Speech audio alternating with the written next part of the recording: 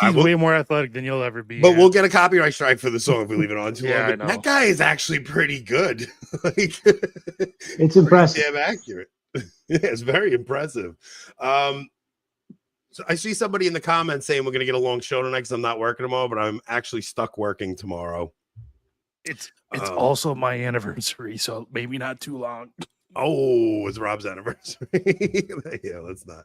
All right, but okay. So I've been waiting to get Bug Hole on for a while. Before we do that, actually, we're gonna jump in and just do our ad real quick for RecusenSellers.com. Recusen sent me and Rob both cherries that they grow on their farm.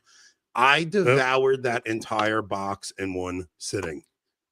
Really? Dude, me and my wife. There's a lot of cherries. There's a lot of cherries. And I don't typically I'm not the hugest fan of cherries. They were unbelievable. They're really good. If you guys are looking for fresh fruit, if you're looking for wine, go to Recusen Cellars. They're the only company willing to sponsor a filthy show like ours, where we do regular episodes, just basically getting ourselves banned from Steubenville.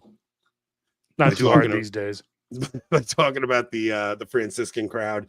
So go support Recusen Cellars. Use code BASED at checkout for 10% off. Please, guys, support the companies that support us. They are a Catholic family. Help them out. All right, so Bug, I've been waiting to get you on for a long time. In my home growing up, not in my home growing up, in my home when my kids were growing up, the Little Rascals was like a staple to their childhood. Oh, yeah. We watched it regularly. I watched it as a kid growing up. And I saw it as a kid also. Well, I want to know, like, what was the story behind, how did you even get that gig? Like, did your parents want you to be a child actor? Like, how did that even come about? No. So, yeah, I got into the business in a very different way than most child actors. Most of them, it's their parents, and they kind of find them an agent, slowly get them out into the Hollywood audition circuit, and it's a whole thing.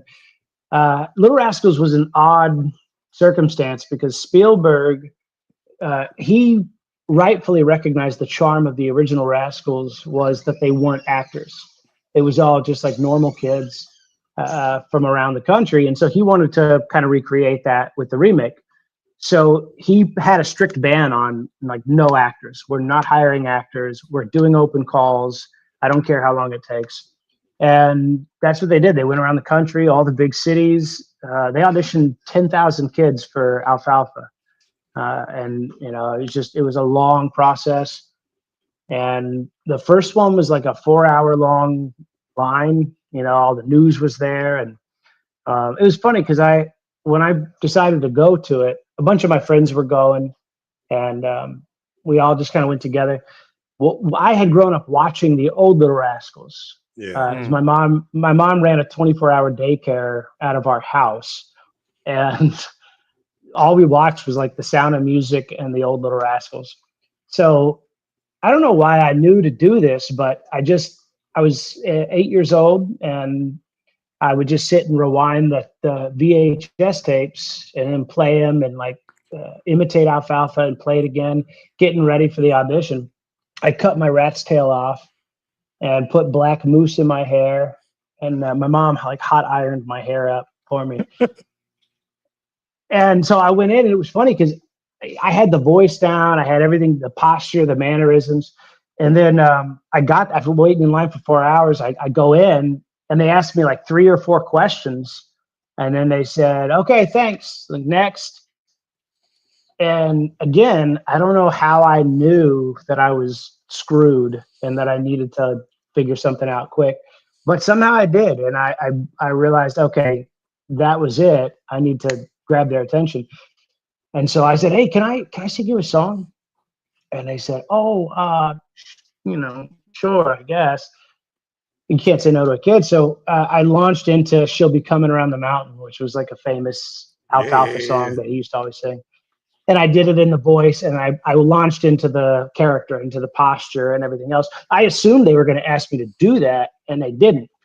So I just launched into it. And then from that point on, I was like answering their questions in the Alfalfa character and doing the posture.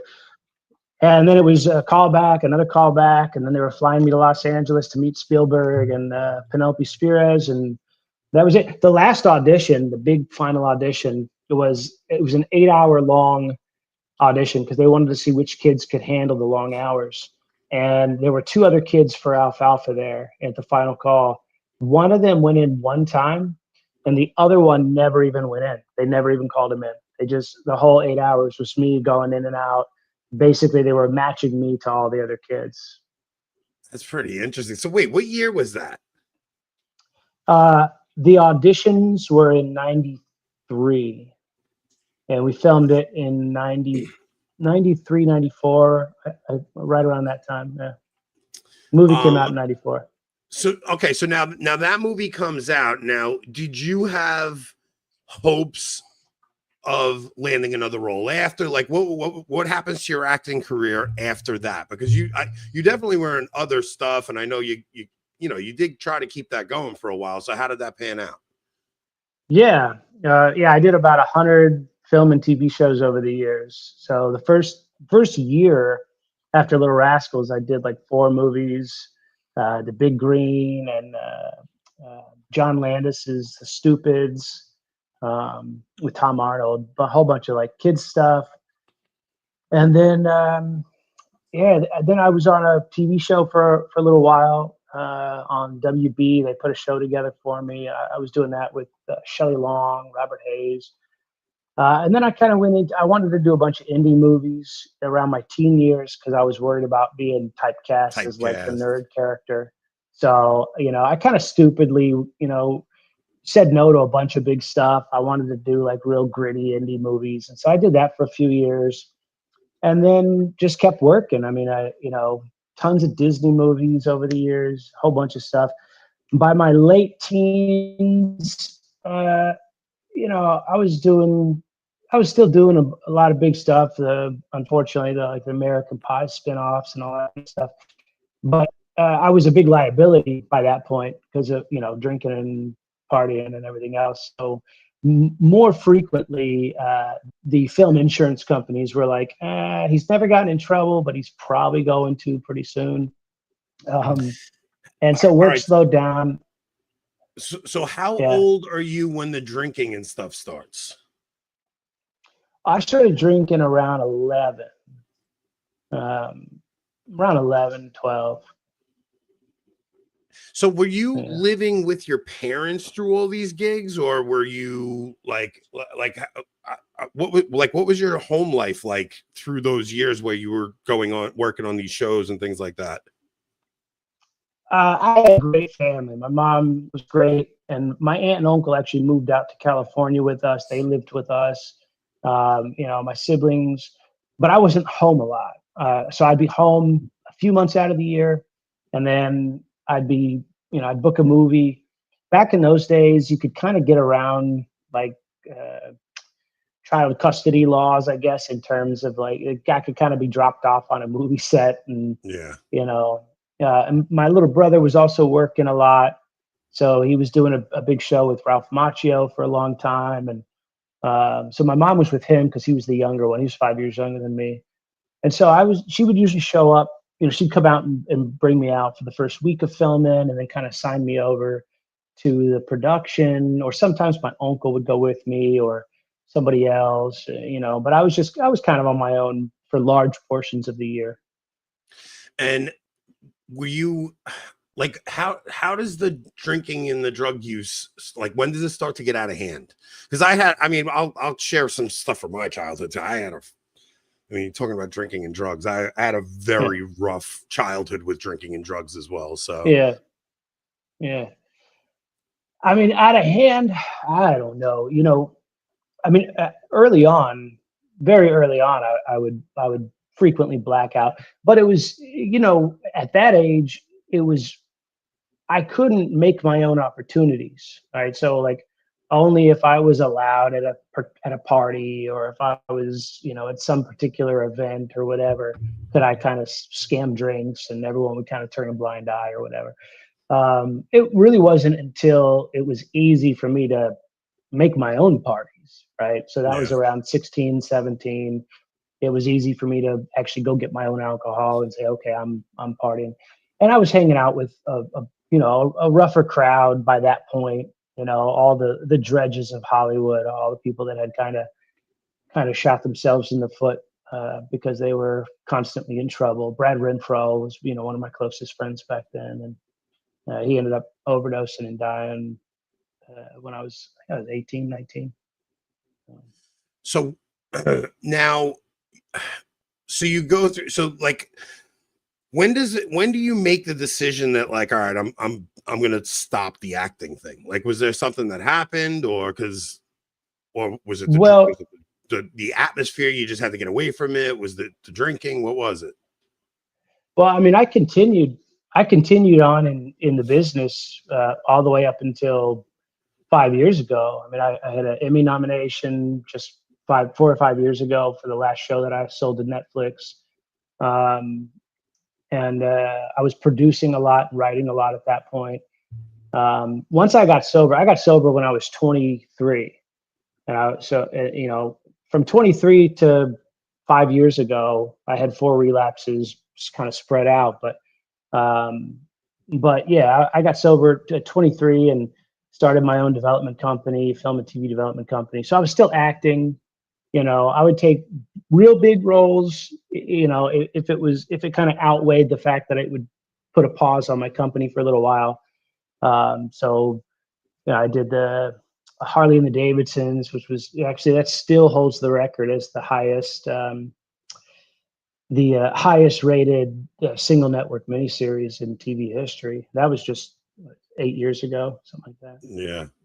Do you still have like residual income from royalties and things like that from your acting career, or did you? Yeah, well, the royalties will technically come in forever, but they're like 1 cent. Yeah. I mean, if you're consistently working, like when I was doing a lot of TV's like where the real big royalties are. So let's say you're doing 5-6 guest stars a year, or you've got, a reoccurring role on some show. The compounding of those residuals can be a lot of money, but they taper off real fast. So you got to keep that cycle going, right? Yeah. So I mean, at this point, it's probably a couple $1,000s a year. When I self-canceled 5 years ago, that was pretty much it. So now they've tapered off pretty fast. So I do remember like a couple of years back, I guess it was around I think it was more than 5 years ago though, like when you had because you were a cradle Catholic, right? No, I converted. Oh, you're a I convert. converted. Oh, okay. Yeah. I thought you were a revert. Okay. So No, all right, so I converted in 2013, a few years after I got sober. I got sober 2009, converted to the faith 2013. I was running my company with my business partners. I wrote and produced a movie with Selena Gomez, created a show for Netflix. And I was through that time period, I was struggling with the idea that the faith was just not really compatible with filmmaking. I don't think it is. I think it's a lie. And that was my big selling point to my investors, was like, we're Catholic, we're taking the culture by force, we're this clandestine war in Hollywood, underground, Trojan horse, Catholic values, secular films kind of thing. And one day I just stopped believing it, and I was trying to keep that lie going in my mind. And I think that's what led up to my last relapse about 5 years ago. And that forced me to hit the pause button, and think about what was going on. And I finally came to the conclusion that the faith is just not compatible with filmmaking in the modern world. It's just not. So I self-canceled and chose poverty and a farm. It's it kind of does suck because like film is such a powerful medium. And if done right, like there are several films that when you watch them, they move your heart and they are powerful tools of conversion or just even, just evangelization if done properly. But it really is such a difficult thing to nail it properly, right? Like even the the films we've seen come out recently that we were all hopeful for, kind of like we're just missing something. And I think really like For Greater Glory was probably the last really well done Catholic film. Like it was like from beginning to end is just like a very thoroughly Catholic film. It tells the story of the Cristeros and stuff. But so, okay. Yeah, so I would have to make the argument that all film and TV is sodomitical. All of it. Yeah, all of it. I don't care who makes it. I don't care how Catholic they are. And I got buddies that are still, Latin Mass Catholics, trying to make good Catholic movies. And we're friends, to each his own. I think it's all just gay. I think all of it. You want to explain that a little bit? Well, think about this. So the entire foundation of Hollywood, of filmmaking, in every culture, by the way, because like Hollywood wasn't the only advent of filmmaking, right? There was a big advent going on in Germany around the same time. The Sodomites were on the ground floor from day one. Day one, all Sodomites, all of them. Yeah. And that continued on. They still flocked to it like moths to a flame. At some point, a reasonable man has to look at it and say, oh, it's because it's gay. That's why they all flock to it. And then we get entertained by it and we go, well, this one's pretty good. This one's all right. But then you take into account the amount of usury it takes to make a film. Yeah. I think the whole thing is saturated all the way to the core. No redeemable qualities whatsoever. Gay. And I think if every Catholic were to hit the stop button on their entertainment intake and just say, not watching movies anymore, every single one of them would benefit from it without having lost anything, really. Yeah, we're gonna get to that, because even you taking a step, like, okay, so all right, so I do remember you did have that relapse a couple of years ago. 5 years ago, yeah. And then, but there was also a significant change in the way you use social media too. Like, I remember getting like a bad taste of reading your tweets a few years back and being like, whoa, I'm not even saying you were saying anything that bad. It was just very vicious the way you were on Twitter. And then something happened where it was just like everything got kind of wholesome. And like you just started posting about like things in your daily life, like on your farm and things like that. And I was like, something must have happened in that time period where you did like a little bit of self-reflection, Yeah, I don't know. Maybe you changed. Maybe. That's always a possibility. Yeah. That's always a possibility. No, there was definitely like a change in the way, I don't know. I saw you getting into arguments with a lot of people a few years back, and then suddenly you just kind of had like a lighter way of dealing with things where it seemed like you were laughing things off more than like going full force into arguments. Look, so this is part of why this last little round of interviews I'm doing, and then I'm just kind of getting off the internet. This is partially why because I fundamentally reject that perspective, right? But here's the thing: is we're all controlled by the algorithm. Right? The reality is, the algorithm controls so much of our perspective on every last thing. From the time that I self-canceled and started tweeting, I was tweeting about my farm, I was tweeting about my family, and then some contentious thing would kind of burst out of that little bubble, and the libtards would all lose their minds. And I love good banter. So every time that would happen, I'd be entertained for 3 or 4 days, poking fun at people, and and then the media would kind of blow it out of proportion and put a picture of TMZ with me like this, like,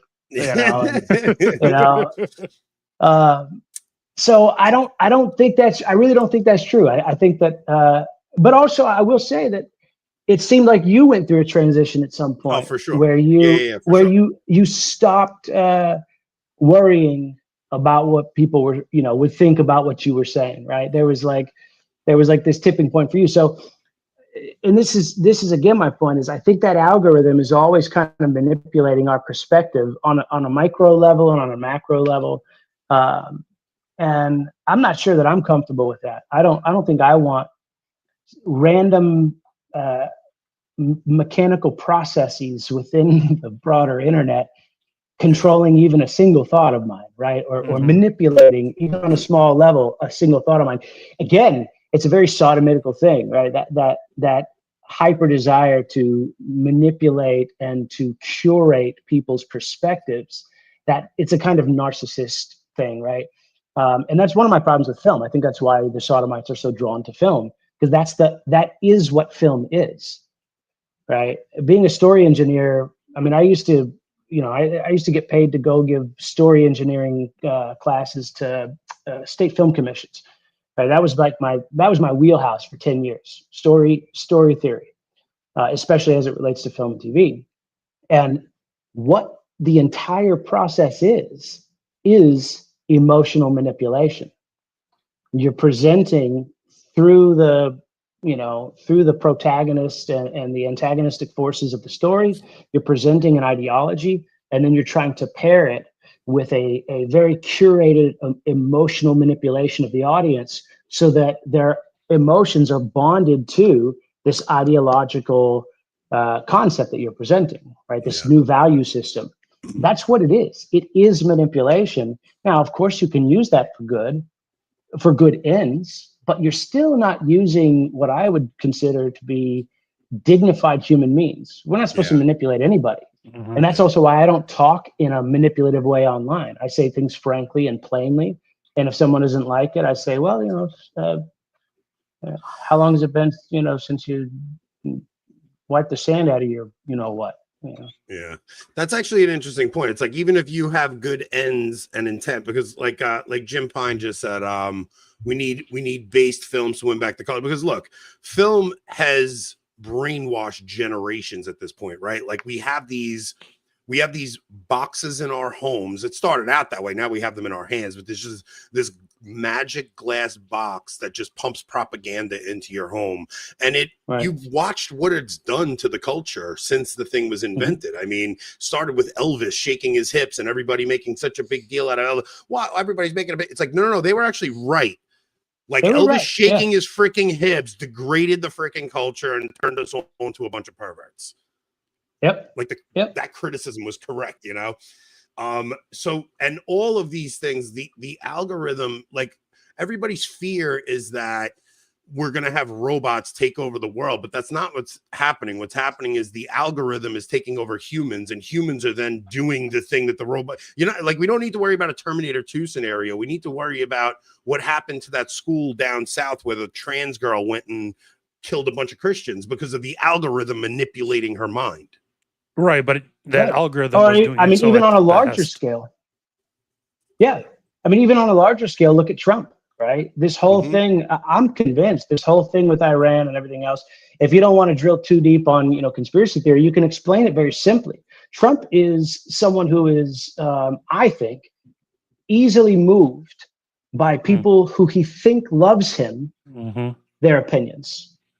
Now, he's a man like us in the sense that people who he knows doesn't love him, he doesn't give two squats about their opinion. But if they're coming at it from the perspective of they love him, oh, we love Trump, we hope he does this, or we hope he doesn't do that, he listens to that, right? I mean, I think that's absolutely true. Now you have this algorithm that starts driving across the internet all these narratives. And next thing you know, Trump is coming out banging the war drum and everything else, and everything rallies behind it. Who or what is causing that whole thing to happen, right? If I tweet something that doesn't fit whatever that big force is that's trying to move, I mean, you guys know, you're on Twitter, you get 100 likes, right? And then all of a sudden, you get behind the thing and the algorithm says, yes, that's the thing. I started noticing it. I started playing games on Twitter for about 6 months or so, where I would just kind of test the algorithm. And it was wild to watch in real time how it's kind of weeding stuff out, pushing other stuff forward. I know mostly how the contentious stuff. I know how to make a tweet go viral at this point. Like, I'm pretty good at it. I've timed it to where I usually get one a week. One a week will pop off and it gets couple hundred Right. thousand interactions. You know what I mean? So it's like, Right. I know I don't want every tweet to be that because people will hate me. But I do know when something comes along, I'm like, oh, I know how to light the fire on the people with this one. I'll fire this one off. But it really is, it's dangerous because you're right. Like I'm then manipulating people's emotions through what I'm saying, you know? Yeah. And you're also contributing to that infrastructure, right? Because that infrastructure needs people to be part of it. And that's it. I don't know, man. At a certain point, it was nagging me for a long time, kind of like the idea that I needed to quit Hollywood because it's incompatible with Catholic moral truth. That had nagged me for a long time, but I ignored it. This one, it wasn't quite as long, but it had been nagging me. Like, you just need to get off the internet, just live your life. You already kind of self-canceled anyway. You're really happy. I'm really happiest when I'm just on my farm doing my thing, and I'm not I'm not distracted and dissipated by my phone anyway. And this last farm, before I was evicted, I got to where I didn't even take my phone out anymore. I would just kind of leave it laying around the house, because I was just so happy, doing what I do and living my life. And so I was with Father Rip out in Wyoming. I was praying one morning for mass, and it just suddenly was plain as day to me. Okay, you've kicked the can on this. You've tried to ignore that grace, and just don't be part of the whole thing. If you know it's wrong, don't be part of it. So the other thing I was really curious about is like, how long have you been married? Well, I've been married about a little over 8 years. Okay, so you're married 8 years now. You meet your wife. She's with a guy who's in the film industry, and then one day you just tell her like, I'm self-canceling. We're gonna go live on a freaking farm. Like, how does she handle that whole thing? Was she shocked? Was she just full? Because I think if I told my wife like we're moving to the middle of nowhere, she's going to do whatever I ask her to do. But I do think there's got to be like, wait a minute, what? There's some shock value to that, right? Yeah. It's funny because first of all, she's a gem. She's a gem of docility. And it's one of my favorite moments in my life was when I told her I had driven 4 hours. I was out in Milwaukee, meeting with this exorcist priest friend of mine, and I hung out with him for like 4 days, and we were just talking. We didn't even talk about the poverty thing. That was just rolling around in my head, and then it just hit me on the way home. I was like, "This is what I want to do. I really know what I want to do. It's weird and it's wild, and I don't understand it, but I know that this is what I want, and this is what I want for my family. And this is I could sense the fruits, although I couldn't articulate them or really understand it. And I told her, I walked in the door and I said, "Okay, here's what we're doing." And she just kind of stared at me and she said, "Okay, that was it." And she's gone along, sometimes kicking and screaming, when it's hard, and then sometimes just pouring out affection. I mean, for the idea, right? She's madly in love with it as much as I am now, but she's a woman, so that comes and goes. When it's hard, she has to be reminded. We have to talk through it, and she'll throw a bit of a fit sometimes, and then she goes back and she's like, "Well, I would never trade this for anything. This is the best life ever." And that's a growing process, I think. Yeah, there was something you said online a couple of years back, and it just like struck me. And you were like, "Poverty only sucks if you're trying to get out of it." Like, like I remember you saying, you're like, poverty only sucks if like you're desperately trying to get out of it. But if you embrace it and you actually are like, no, I want to be poor. Like there's something psychological about like the rat race of trying to keep up with the Joneses and this and that. But if you actually say, no, I want to be poor. I don't want all these things cluttering my life and the attachment to all these things that are basically just vain, glorious toys that we get to show off. It struck me. It's always sat with me. I've remembered it for years. Yeah, and that's really the core of the whole thing. The core of the whole thing is I don't. There's no widgets in my life. There's nothing. Our overhead, we're aiming for zero. We've gotten it really close a couple times, and then things will happen, and life throws a curveball at us. But our overhead is rarely ever more than a few $100s a month, which I can build a shelf for somebody. Some lady at the Mhm. parish, she's like, "Oh, I need a shelf." Like, I'll build it for you. That covers it right there. It's, it, I don't, I just don't ever really have to think about money. I don't really ever have to think about uh, doing anything for people, or I don't think about taxes. It's really odd now looking back at my life, because I ran this big multi-million-dollar business, selling shows and doing all this stuff. It's so complicated. All the mountain of widgets, and every widget begets another widget and more widgets, and it's endless, right? You know what it's like when you're living a normal middle-class successful life. You're juggling 1,000 balls, um, and I don't have. Just don't have that. I Yeah. haven't set an alarm, in years. I wake up at first light anyway when the birds start chirping. But you don't have, nothing is in control of you. There's nothing The over you. There's nothing. the one You're thing I free. was hoping you were going to do, I was hoping you were going to film the building of your home on your new land. Like I saw Yeah. you were like filming the clearing of the land and stuff. Like I was hoping you were going to film that process, because not for the algorithm's sake, not for but it's so interesting to me to see somebody pick up, move to the middle of nowhere, and just say, "Yeah, I'm going to do this," And it's like, Yeah. it makes me want to do it. I have my friend Adrian that we spoke to, is just like getting on, because I still live on Long Island, and he's like, "You got to just do what Bug Hall did, bro." He's like, "You got to just do it. You got to just move to the middle of nowhere and just say screw it." And he did it. He I, left like a big city, and he moved down south and bought a farm, and he's like living off the land and stuff. So that's awesome. I'm a big proponent of it. First of all, anyone can do it. I knew how to use tools relatively. Um, I knew some very, very basics of construction, building a shelf or something. And from scratch, you put it all together. And, 5 years later now, I'm 100% sure I'm going to knock this house out of the park. It's going to be a timber frame, stone walled behemoth. It's going to stand for 500 years, stone roof. It's going to be awesome. It's going to be a truly magnificent house. We'll get a chapel built. I'll build a chapel with some flying buttresses, and it's gonna be like this monastery smack in the middle of the Ozarks.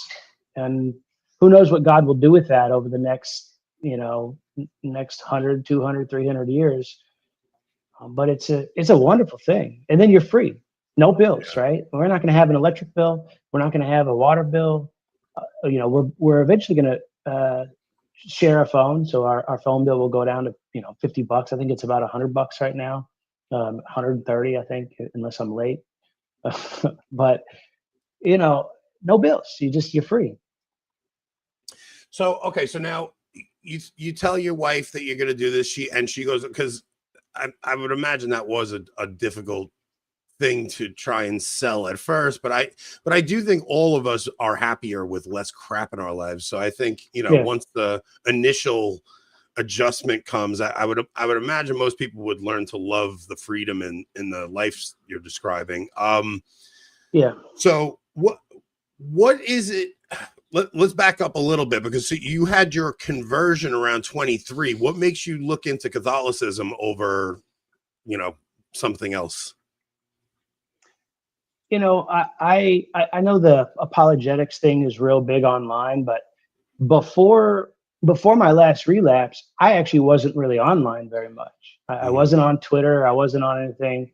I was busy running my company and doing my thing and working. So I just didn't have time to be online. And I met a Catholic priest.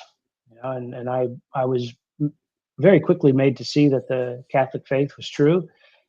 I didn't compare it to anything. I didn't do the whole, I know it's real popular now to be like, I went down this long journey and I Yeah. investigated orthodoxy and, you know, every branch of Protestantism. And I found the one true church. I was just like, he was talking about Thomism and the seven deadly sins. And I was like, it sounds like he's talking about me. How is that so accurate? Well, because St. Thomas is just, you know, as accurate as you're going to get to human nature. Where does that truth come from? It comes from the Catholic faith. You know, what's that? Well, here's the tenets of the Catholic faith. Oh, I see why that's true. I think probably mostly grace. The teacher who I happened to run into, Father Ripperger. I mean, you can't find a better person to, you know, to be your first priest to ever meet, right? He was Yeah. the first priest you ever met? First priest I ever met. Yep. Wow. I had never even seen a priest in person. Right? Like that was something in a movie to me. What were the circumstances around that? How did you meet him? Well, he was at Eduardo Verastegui's house out Okay. in Los Angeles. My old business partner had just converted to the Catholic faith, and they were all meeting up at Eduardo's house. And Father Rip was giving a conference there, just getting a little private men's conference with, you know, a bunch of guys. And my old business partner kind of tricked me. He said, "Hey, Bug, we're going to," because he knew I was very adamantly not. I don't want anything to do with you with this new thing of yours, the Yeah. religious stuff. You know, leave me out of it. And he was like, We're going to Eduardo's house. He's got this psychologist coming over to give a talk on like vice and how it affects your psychology." And I was like, "Oh, that's cool. That's really scientific." Um, that was it. You know, I walked in. And I remember when he got to one particular seven deadly sins. He's going through this Thomistic psychology, and I genuinely thought he was talking about me. Like I actually thought it was a setup. I thought my friend like told him everything about me, and was like, "Hey, just, you know, hit him hard with this stuff." I thought he was actually talking about me. But that's St. Thomas, right? It's so accurate. His understanding of human nature, you know, of course, rooted in, you know, Aristotelian logic and everything else, but it's just so accurate. And I had human nature, I think, was my big thing, right? Having grown up as an actor for 30 years, yeah, I loved understanding human nature, what made man what he is, and men behave the way they do. And so that was actually a really big selling point to me, if you will. The fact that that was the only time I had ever seen something that was perfect. It was a perfect description of human nature, flawless. It had to come from somewhere that was true and most likely divine. Man, that's wild. That's because the first time I met Father Ripperger, he was doing one of those little conferences for Kevin James, and Kevin's from Long Island. So I went to a Scott Hahn talk, and we saw Kevin James there with Father Ripperger. So when we had Father Ripperger on, we were talking about that too. But that's great. Yeah, I was out at Kevin's place. You know, we were at KJ's twice a year for like a week and a half at a time, 2 weeks at a time. You know, I love him. He's a great guy. Yeah, I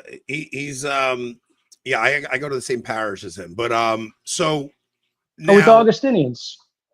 Yeah, at St. Rocco's. Yeah, nice. Nice. So then you have, all right, so you become Catholic, but you're not like well versed in the catechism just yet. You don't know all the different arguments. How do and you're not married at that point, right? Like you hadn't met your wife yet, right? So now when you meet your wife, are you like fully embracing your Catholic faith at that point? Is your wife already Catholic? Like what's the dynamic between you and your wife? No, she wasn't Catholic. So, you know, I came right into the faith through a really rigorous Latin Mass community. So, you know, and having Father Ripperger as a spiritual director, you know, for all that time, and learning the faith, you know, plus having the Norbertines, that's where I was baptized, was with all the Norbertines. So, I mean, I would say in the first year, I probably knew the faith better than 90% of the Catholics you're likely to run into. Yeah. I read everything. I read all the papal encyclicals in the first year. I read the Prumer, dogmatic theology, which was the seminary tome, for like 200 years. That was the main seminary book. That was and Father Ripperger would just give me tons of homework, and he would give me fun stuff. Like one time he said to read aughts and to find the errors in the errors about Our Lady. There are errors in aughts, and that was all he gave me. He was like, "There's 2 errors in aughts about Our Lady. Find them." I was like, "Oh man!" So I had to read off there,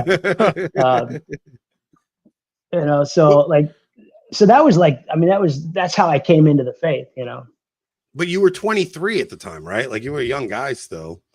No. I got sober when I was 23. I converted to the Catholic faith when I was 27, 26, 27. So after you convert, because this is what happened to me is, I had I'm a cradle Catholic, but like, even after I'm back at mass, like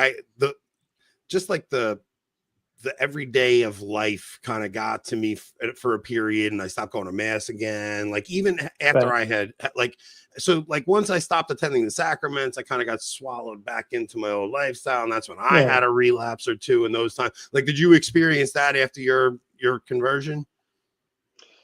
Interestingly, no. I mean, when I had my relapse, it was still like daily mass.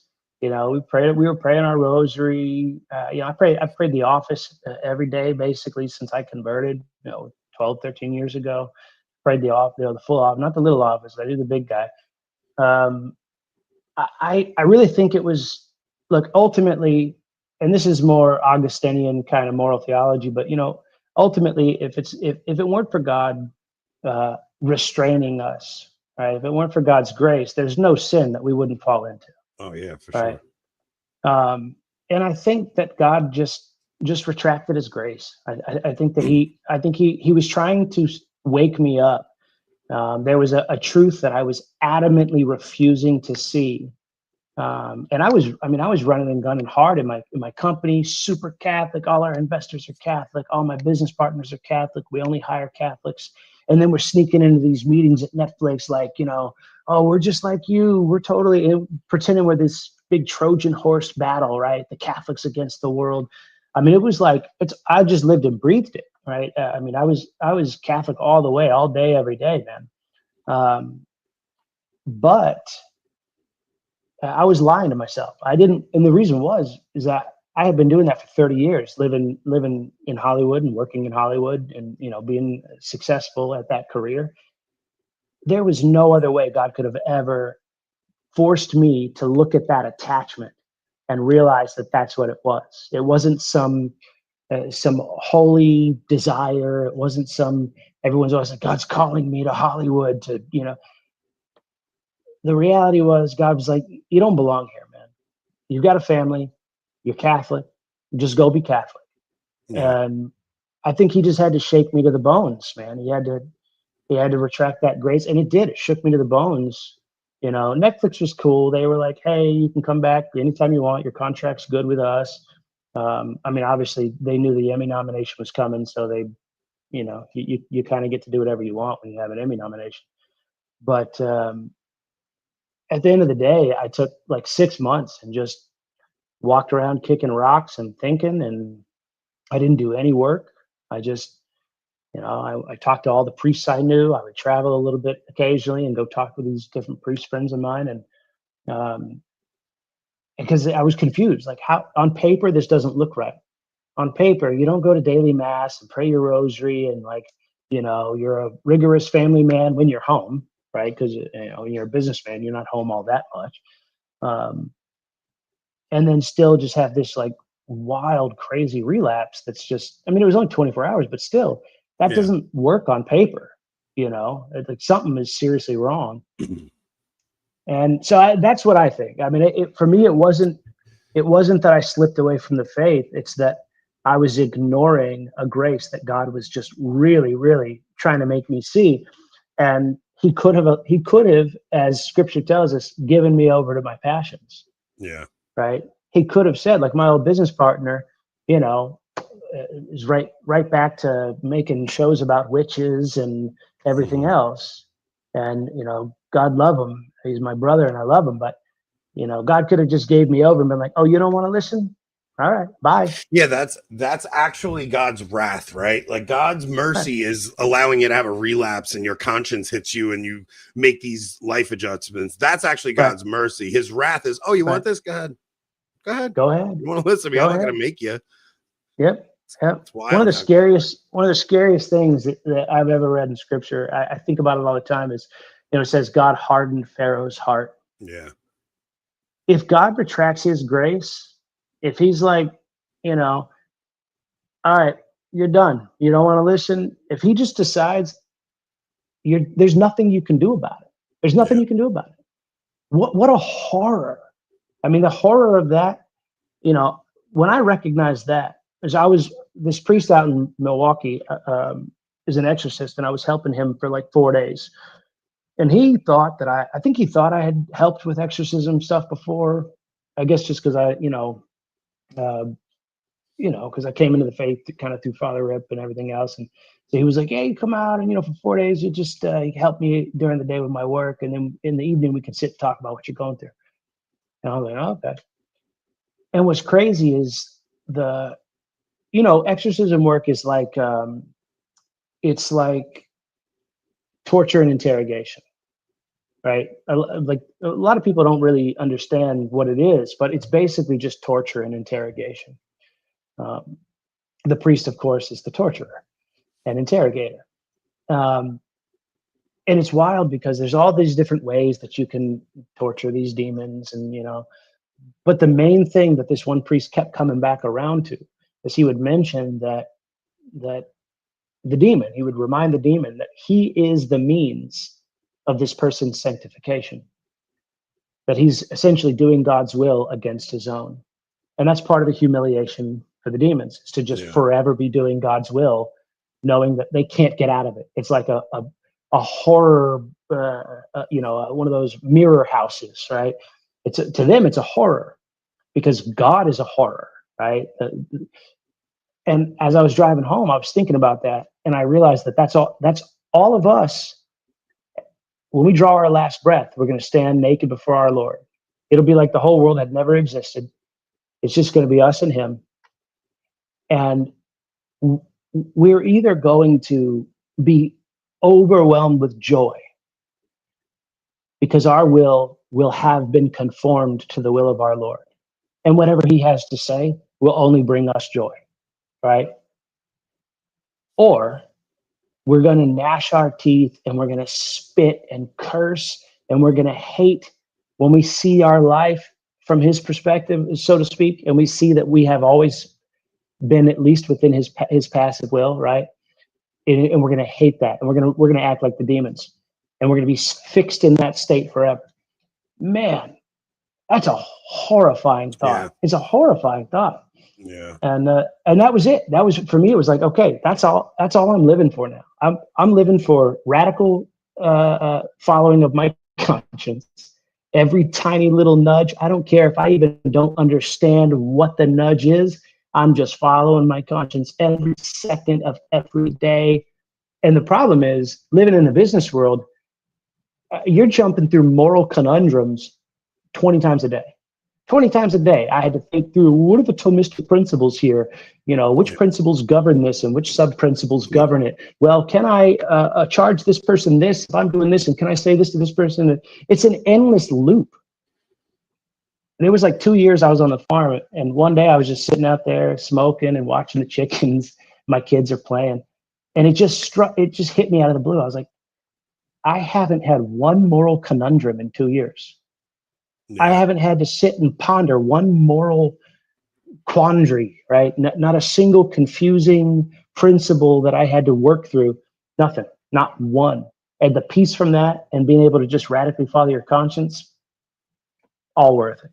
Yeah, look, like even Rob and I have to wrestle through that with our stupid thumbnails. Like, Yeah, oh, what are yeah. we gonna talk Constantly. about tonight? It's like there's been times where Right, Rob called me and he's just like, dude, I don't want to go to hell for this show. Like, and it's right. like we got to Can't, really think. what's the principle here? Okay, you can't bring attention to scandal, but then again, we do have at least some degree of obligation to correct public scandal. It's an endless thing, right? Mm-hmm. Mhm. And frankly, it sucks. That's one of the reasons I like doing construction is because like I go into work and I swing a sledgehammer. I go into Yeah. work and I got to You do. sit It's in like a truck. that's sometimes stop it. He loves to say that. No, like, but the point is, like, I go in and even if I'm sitting in my truck doing paperwork, it's like I'm not like wrestling with stealing or things like that. Like, it's just go in, do your stupid job, and go home. It is what it is. Right. It's like Yeah. it is one of the relieves of doing that for a living. But so let me ask you, how have your in-laws handled all of the different decisions you've made? Like, do you get along with your in-laws? Do they have a hard time with some of the ways you've taken their daughter? Is that too personal? Yeah. You don't have to answer if it's too personal. No, it's not. Well, it's funny because when I was me and my mother-in-law, we got along great. She's the funniest woman. Like, she could have been a B-rate comedian. Yeah. She is sharp as a whip, funny, man. Just Better a than Anthony as wonderful a woman. C-rate comedian. Yeah. But when I was still out in Hollywood, when I was working, I was very successful.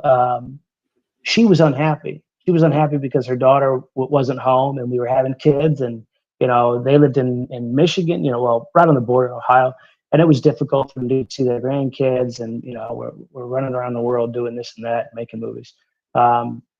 She was unhappy about all that. So interestingly enough, after my relapse, when I was like, Joe, I think we're just going to move to Michigan, be near you guys, and just be poor, and just figure out how to live poor. She was ecstatic because she was getting her daughter back and she was getting her grandkids, and so she was very supportive. Same with my father-in-law. He doesn't get it, obviously, and still doesn't. But he's a wonderful man. He's simple. He's a simple guy. Worked in a factory. Crazy. Still circling hours, right? Where you're like midday shift and then your night shift. And, he did that for 40 years to support his family. So, and in his mind, supporting your family is like making sure they have all the stuff, right? The new pool and all this. So in his mind, well, why can't you just go work and provide everything they need? I'm like, they have everything they need. My kids are the happiest kids in the world. My wife is happy. We all have, no. But they need things. They need the stuff and the toys and you're not, but he's never been contentious about it. My mother-in-law passed away a year ago, and they were. It was nice, man, because us being here, Providence is incredible, right? Like, it's only kind of by a fluke that we ended up here. When we decided to do what we did, I wanted my wife to be near her family, and we just kind of made it work. And then she gets sick within 2 years of us being here. She's dead a year later. Wow! So she got to see her daughter and grandkids those last couple of years of her life. Oh, that's a beautiful story, actually. And in those few years, her and her husband, they're, I love them, but they were like Christmas and Easter Catholics, Mm-hmm. and by the last year before she got sick, right? She had just finished her first Saturdays. She was praying the rosary every day. They never missed mass again, and she died a holy death. What a dude! Talk about holy providence. Yeah. Wow, that is an amazing. I'm so glad I asked that question. Yeah, it was awesome, man. And we it's been hard, and we miss her, and we're still kind of it's been a year, but we still kind of feel like we're in the middle of it. Especially being back here, but that was also, it was crazy because that happened. We got evicted 3 days after her funeral. And me and my wife were like, it was weird because we weren't all that upset about it, because we sat down and we were thinking, well, shoot, we were here for this. We were clearly here to see her through. My wife was over there, bathing her, wiping her bottom. I mean, taking care of her for, in her final days and months. And that's what we were here for. Yeah. And we can go anywhere now. We're done. Like we did what God wanted us to do here. We don't have to be here. We can, and that was how we ended up looking at Arkansas. Land is cheaper. Taxes are like $400 a year for 80 acres with a house, and we just kind of said, well, okay, that's what we're doing. And we did what God wanted, and he sent us on. All right, we're gonna go over to the other side. I want to ask some more personal stuff because I don't like getting too personal on YouTube. It's too public of a platform. So we're gonna go over to the other side. So Bug, stay there. We're gonna cut the YouTube feed off, and we're gonna go over to local subscribers only. If you guys want to hear the second part of the interview, subscribe to our locals. A lot of you need to subscribe to locals because me and Rob are not doing this for free anymore. Getting a little tired of this. Help us manipulate the algorithm. Everything Bug just said, don't listen to any of it. Support us. No, we're gonna go over to locals. We always have more fun over there. Bug, for the YouTube people who are leaving right now, this was man, what an awesome story you have, man. This is so I do want to continue it, but for everybody that got to see this portion of it, yeah, this was an awesome I wasn't sure which way I was gonna take the show. Like, I wasn't sure if we were going to just like have you as third mic and just talk about some of the stuff in the news and then do the interview over there. But I just had too many questions, and you and I have interacted over the past couple of years so many times. And I do want to tell you something you did for me about a year, maybe 2 years ago on the other side that I'm not going to tell the YouTube side. All right. So, all right, guys, if you're not on locals, you need to. We will see you guys on the other side. Take us out, Rob. Give me a second here. I want to share the link before we go. I just got to log in real quick. Freeloaders will make you holier, Anthony. Okay. Sharing the link in YouTube. Okay. Let me start killing some of the feeds here. It's an awkward out. It's poor people. Oh, give me a break. You have never cared about being professional once in your life. Give me a break. Just sitting here, just floating adrift as Rob kills the feeds. All right, what do you got left up there? All right, just YouTube.